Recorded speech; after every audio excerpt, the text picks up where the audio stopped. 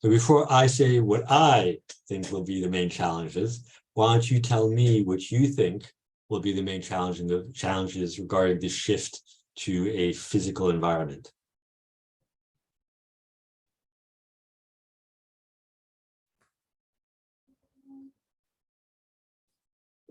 Let's focus on with differences between teaching online and teaching face-to-face, quite simply.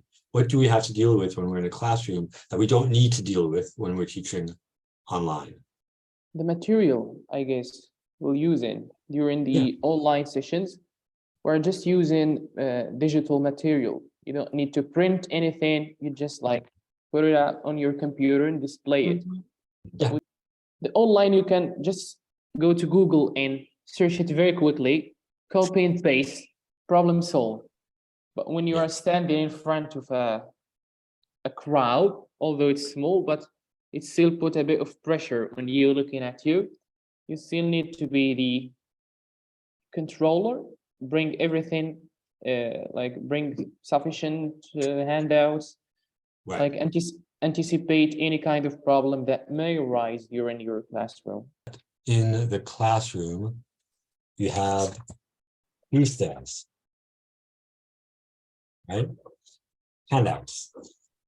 And online, you don't have to deal with the physicality of them. And so I just want to make a couple of things very clear with regards to classroom management. When you have your lesson materials, you want to give them to the students and you want to give them instructions. Which is preferable?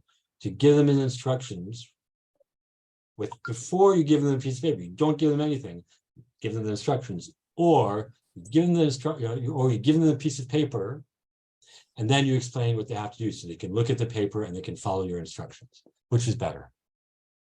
I think the second one. I think it's better to give them the material so that they can have a look at it, and then when you're explaining, they can look at their own materials and how you're giving instructions, and that would be much easier, I think.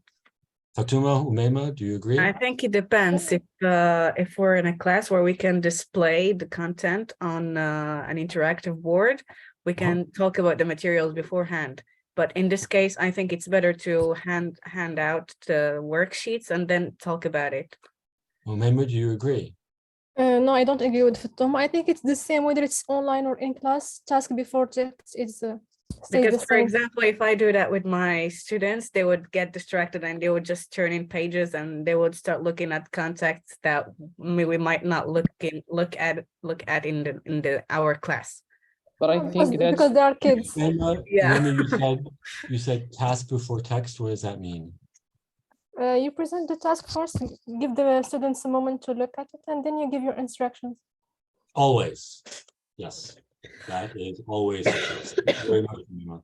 And this is one of those situations where an experienced teacher, right?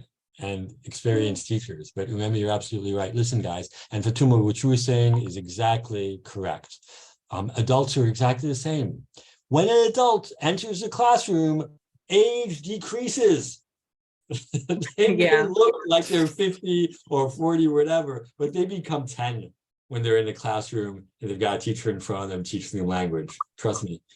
If you give them a piece of paper, they're going to look at it and they're not going to pay attention. So what you do is you do this. It's called chesting. You do this, you look at this exercise. This is what I did yesterday, by the way. Remember when I had the hand things up? I held it up. I pointed to the exercise. I explained what they had to do. I asked ICQs, and then I gave them the handout. That's the last step, right? It's the last step, except if you're doing a task demonstration and you haven't had time to put the task on the board, that's ideal, right? So you do, while students are involved in another task, you write the first exercise on the board. So before you give them the handout, you say, this is what you're going to do. And you do it together as a class. And so the task demonstration is done. So when you give them the handout, all they have to do is do the exercise because you're sure they know what they need to do. Of course, then you monitor because you're never 100% sure.